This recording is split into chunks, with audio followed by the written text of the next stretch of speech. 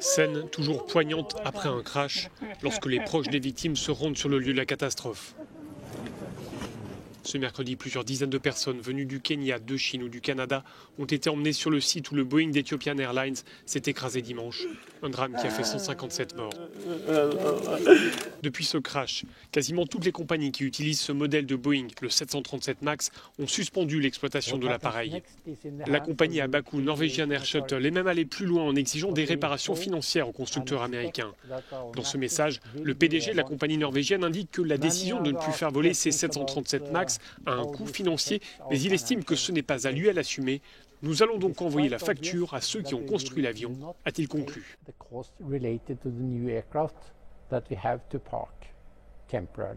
À ce jour, 370 Boeing 737 MAX ont été livrés à travers le monde, mais aujourd'hui, seules les compagnies américaines continuent à les exploiter. Qu'est-ce qui a conduit au drame du Boeing d'Ethiopian Airlines? À quel niveau y a-t-il eu dysfonctionnement?